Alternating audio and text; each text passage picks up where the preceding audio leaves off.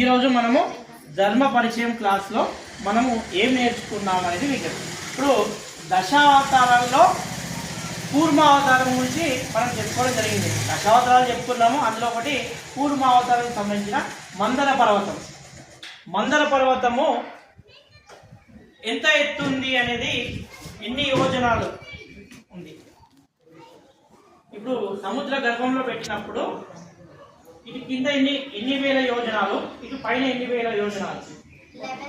11,000 కింద, 11,000 పైన, అది 22,000. ఒక యోజనానికి ఎన్ని కిలోమీటర్లు? 13 కిలోమీటర్లు. అంటే టోటల్గా 2 lakhs ఎంత? 2 lakhs 86,000 అవుతుంది. 83,000 వరకు మనకు చెప్పడం జరిగింది. అంటే అన్ని కిలోమీటర్స్ అనమాట. ఓకేనా? నెక్స్ట్ ఈ కూర్మావతారం అంటే విష్ణుమూర్తి కూర్మావతారంగా వచ్చి ఆ మందర పర్వతాన్ని కింద పడిపోకుండా నీళ్ళు పడిపోకుండా పెట్టాడు. దాని యొక్క చుట్టుకొలత ఎంత? 1,28,000 అలానే వాసుకి అనే యొక్క పాము దాని మందర పర్వతాన్ని చుట్టుకొని కవ్వం లాగా తినడం జరిగింది. దాని యొక్క మెజర్మెంట్ ఎంత? ఎన్ని కిలోమీటర్లు? నెక్స్ట్ ఈ మందర పర్వతాన్ని ఏ రకంగా అంటే ఫస్ట్ దేవతలకు రాక్షసులకు యుద్ధం జరిగినప్పుడు విష్ణుమూర్తి దగ్గరికి వెళ్ళినప్పుడు ఒక సలహా చెప్పారు. ఏమో సలహా?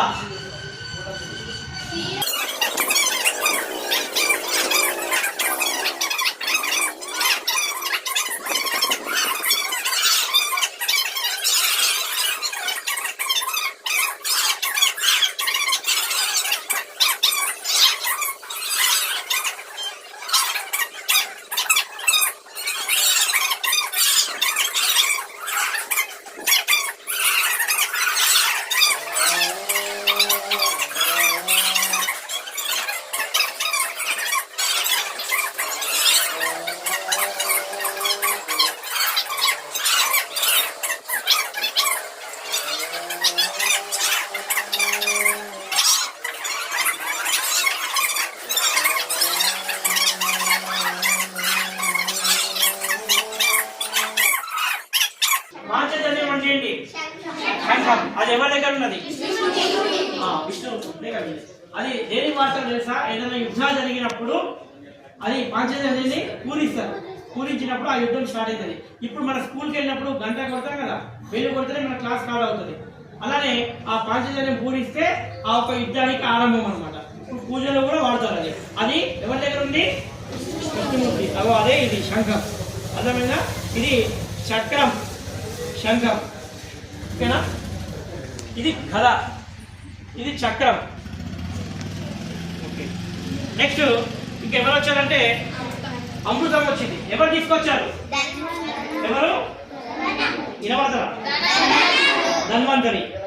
ఆయన దేనికి అధిపతి? మెడిసిన్ అధిపతి.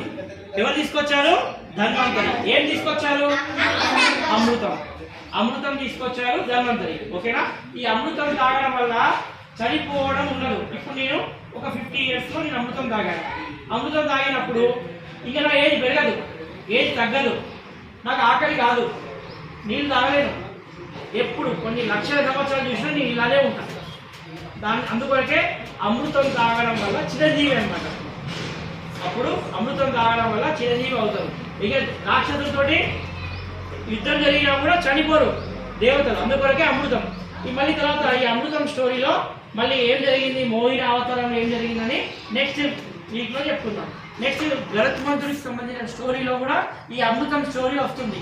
ఉచ్చైశ్రవం స్టోరీ వస్తుంది, అమృతం స్టోరీ వస్తుంది. ఓకేనా? జై శ్రీరామ్.